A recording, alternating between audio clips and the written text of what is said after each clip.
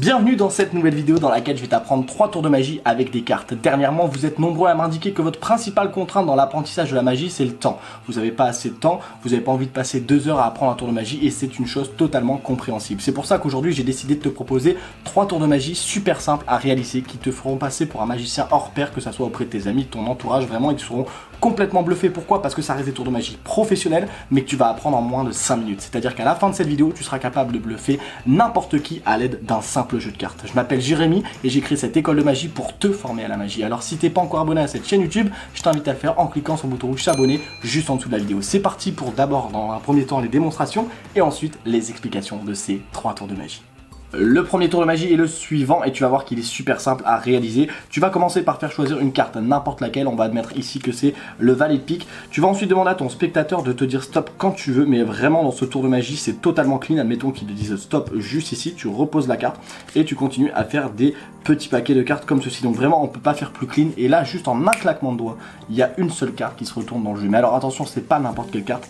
Si tu regardes juste ici, alors là, les spectateurs te diront bah non c'est pas ma carte, effectivement c'est pas la carte, mais on n'a jamais dit qu'il était question que ça soit la carte. En revanche ici il est écrit 5, et 5 en fait c'est une carte indice, c'est à dire que si à partir de cette carte je compte 1, 2, 3, 4, 5, ici j'ai la 5e carte et il s'agit bien du valet de pique. Et là ça peut intéresser les joueurs de poker, c'est qu'avec deux petits claquements de doigts juste ici on peut obtenir un joli carré d'as. Voilà pour le premier tour de magie. On passe maintenant au deuxième tour avant les explications.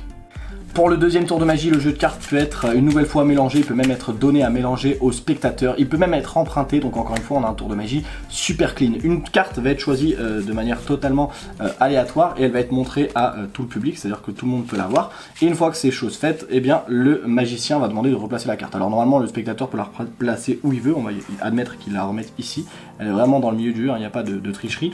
Et après la carte est enfoncée complètement et il n'y a pas de break, il n'y a pas de brisure, rien du tout, la carte est vraiment perdue dans le jeu. Ensuite tu t'adresses à ton spectateur en lui demandant combien de temps il te laisse pour retrouver sa carte. Souvent il va te dire 30 secondes, 1 minute, 10 secondes. Tu vas lui annoncer, écoute-moi bien, que ton record c'est 5 secondes et que tu es capable de le faire en 3 secondes aujourd'hui. Tu vas essayer de le faire, sachant qu'en plus tu vas le faire sans regarder. Alors là tu mets ton jeu de cartes, tu demandes de compter, attention, 1, 2, 3, et là en plus d'avoir retrouvé la carte, c'est la seule que tu as mis à l'envers dans le jeu et le spectateur peut vérifier lui-même, il s'agit bien du roi de pique, la carte qui avait été choisie par ton spectateur. On passe au dernier tour de magie, le troisième, avant de passer aux explications. Pour ce troisième tour de magie, j'ai voulu te présenter un classique de la magie. Encore une fois, le jeu de cartes peut être mélangé, je me répète, il peut être emprunté, même s'il n'est pas complet, c'est pas grave, il est mélangé par le spectateur. Vous ne touchez absolument à rien. Vous demandez ensuite au spectateur si le jeu de cartes est bien mélangé et s'il est satisfait, vous allez tout simplement lui faire choisir une carte comme ceci. Admettons qu'il ait choisi cette carte, moi je la regarde pas, sinon ça n'a pas d'intérêt. Alors là, tu peux pas voir si je la regarde ou pas, mais ne t'en fais pas, je ne triche pas, de toute façon tu le verras dans les explications. Et ensuite, encore une fois, tu vas lui demander de dire stop quand il le souhaite. Admettons qu'il dise stop juste ici, on repose la carte, on referme le paquet et là en un instant, par mes pouvoirs de mentaliste et de magicien, je peux affirmer que la carte qu'il a choisie est bel et bien ici, juste le 5 de carreau. Le tour de la carte perdue, retrouver un des classiques de la magie. On passe maintenant aux explications des 3 tours de magie. Alors, pour les explications du premier tour de magie, celui avec la production des As et la carte retrouvée en 5e position, tu vas le voir, c'est un tour de magie complètement automatique. La préparation, même si ton jeu de cartes n'est pas complet, c'est pas grave, il faut juste les 4 As et un 5. Tu vas tout simplement mettre les 4 As en dessous du paquet et mettre le 5 à l'envers juste au-dessus. Donc là, je te montre, en fait, tu as tout ton jeu de cartes et à la fin du jeu, tu as les 4 As qui sont dans le même sens que tout le jeu et tu as le 5 qui est déjà à l'envers. Voilà, c'est tout ce que tu as à faire. Ce que tu peux faire au début, c'est tout simplement que tu vas étaler les cartes comme ceci en demandant de choisir une carte. Alors attention là à ne pas aller jusqu'au bout, si tu vas jusqu'au bout, on va voir le 5. Donc pour être plus confiant, ce que tu fais, c'est qu'au pire, tu proposes juste les premières cartes. Et si tu tombes sur un relou qui dit « Ah mais moi je veux aller plus loin », et ben il te reste encore de la marge, tu vois. Alors que si tu fais ça directement, s'il fait le relou, aller là, bah t'auras rien à dire. Donc tu lui tends les premières cartes, il y a déjà pas mal de choix, il y a une vingtaine de cartes, et s'il veut aller plus loin, tu lui dis oh il n'y a pas de souci, et il y va. Et si vraiment tu vois qu'il va là, tu lui dis non mais attends, à un moment il faut choisir une carte, tu trouves un stratagème, rien de compliqué. Donc une carte est choisie de manière totalement aléatoire, par exemple ici ça va être le valet de cœur.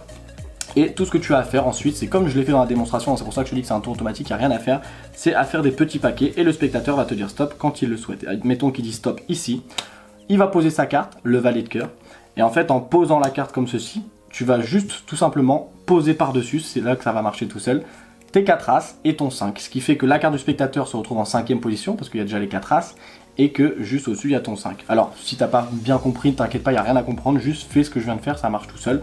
Tu reposes le paquet par-dessus, et là tu n'as plus qu'à jouer de ton meilleur jeu d'acteur, claquer les doigts, dire voilà il y a une carte qui s'est retournée. La petite subtilité très importante, laisse un temps d'arrêt, tu dis voilà il y a une carte qui s'est retournée, tu dis pas ça va être ta carte, tu lui dis simplement il y a une carte qui s'est retournée. Là le premier spectateur relou il va être content de vous dire ah non c'est pas ma carte, et là tu le prends par surprise et tu dis non je sais très bien que c'est pas ta carte, ça c'est une carte indice.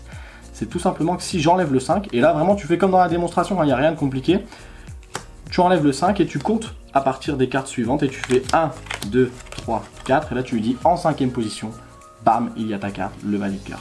Là ils sont surpris, vous attendez un petit peu, c'est à dire que tu laisses un peu de surprise, que les gens se disent ah ouais incroyable et tout, et tu dis au fait est-ce qu'il y a des joueurs de poker parmi vous? Les gens répondront oui ou non, dans tous les cas ils connaissent un peu les valeurs des cartes et tu leur dis voilà si vous êtes joueur de poker ici vous pouvez avoir un petit carré d'as. Et là crois-moi ils vont être complètement bluffés, pourquoi? Parce que tu as 2 tours de magie en un, tu as la carte retrouvée et la production des as. Alors surtout une petite subtilité, ne fais pas l'erreur de dire voilà il y a ta carte et voilà il y a les as, sinon tu ruines l'effet de surprise. D'abord tu retrouves la carte et ensuite tu retrouves les 4 as. Voilà pour l'explication du premier tour de magie, on passe tout de suite au second tour. Le second tour de magie encore une fois il est super simple, alors dans celui-ci tu es totalement clean, pourquoi? Parce que celui juste avant tu pouvais pas mélanger les cartes, enfin tu pouvais faire un faux mélange au début mais à la fin tu étais obligé de garder ta préparation. Là tu peux faire mélanger les jeux de cartes, tu peux l'emprunter, il n'y a pas de souci, encore une fois même s'il n'est pas complet c'est pas grave. Voilà ce qui va se passer, ton spectateur va choisir une carte et en fait pendant que tu vas te retourner et qu'il va montrer sa carte à tout le monde, donc là imaginons que lui il est concentré à montrer sa carte à tout le monde, toi tout ce que tu as à faire en te retournant, donc les gens t'as même pas à te cacher parce que tu es retourné donc les gens voient même pas ce que tu fais, tu retournes la première carte de ton jeu et tu retournes la dernière carte. Ce qui fait qu'en fait ce que tu viens de faire c'est ça, c'est que tu as tout ton jeu à l'envers sauf les 2 cartes là. Ce qui fait que quand tu vas te retourner, tu vas lui dire voilà, tu lèves un peu le jeu comme ça, il voit le dessous du jeu, il pense que tout est normal, il voit le dessus, il se dit tout est normal, tu lui dis je vais remettre ta carte dans le jeu. Et en fait là ce qui se passe c'est tout simplement que tu la mets déjà à l'envers. Sauf que lui il n'a pas vu ça. Donc lui il remet sa carte, et toi une fois que tu lui demandes combien de temps tu as pour retrouver sa carte, dans ton dos, tout ce que tu as à faire c'est à retourner la carte que tu avais remise à l'envers et retourner celle-ci. Ce qui fait que là la seule carte qui va être à l'envers, c'est lui-même qui l'a mis tout à l'heure, c'est le 9 de pique. Donc je te remontre, très simple, tu lui demandes de choisir une carte, il l'a choisie, et pendant qu'il choisit sa carte et que tu es retourné, tu as juste à retourner la première, retourner la dernière. Là tu lui dis tout est clean, est-ce que tu veux bien remettre ta carte dans le paquet? Donc tu reviens face à lui, il remet sa carte et une fois que tu as les mains dans le dos, tout ce que tu as à faire c'est retourner la première, retourner la dernière, et là tu peux montrer que c'est la seule carte qui est à l'envers dans le jeu. Encore une fois là je te l'explique rapidement pour te montrer que c'est super simple à réaliser, mais tout ce qui rendra ce tour encore plus incroyable c'est la présentation que tu vas amener. On passe à l'explication du dernier tour de magie, la carte perdue et retrouvée, un grand classique de la magie. Alors ici il existe des dizaines et des dizaines de manières de faire ce tour de magie, mais je vais t'expliquer la plus simple, c'est à dire que là dans 30 secondes tu seras capable de retrouver n'importe quelle carte d'un jeu qui aura été mélangée autant de fois que tu veux. Très simple, le jeu est mélangé, une carte est choisie que tu ne connais pas, donc là on va la regarder ensemble, c'est le 7 de carreau. Et toi tout ce que tu as à faire derrière c'est à regarder cette carte-ci. Toi ça va être ta carte clé, tu retiens le 3 de cœur. Donc là, tu vas être perturbé, pourquoi? Parce que tu as cette information et cette information en tête. Sauf que quand tu fais le tour de magie, tu vois pas la carte du spectateur. Donc tu auras juste une info à retenir, c'est le 3 de cœur. Et une fois qu'il aura mélangé le jeu, tout ce que tu as à lui dire, c'est bon, c'est bon pour toi, c'est bien mélangé. Et en fait, en lui demandant si c'est bon pour lui, tout ce que tu fais, c'est que tu retiens cette carte. Et derrière, pareil, tu poses, comme dans le premier tour de magie, des petits paquets. Et quand il te dit stop, et bien comme tu le constates, sa carte va venir en contact de la carte que tu as retenue. Donc après, une fois que tu étales les cartes, que tu le fasses comme ceci, ou que tu le fasses comme ceci, tu as juste à aller chercher ton 3 de cœur, donc le 3 de cœur il est là, et tu sais que ça sera la carte juste avant, c'est-à-dire celle-ci, le 7 de carreau.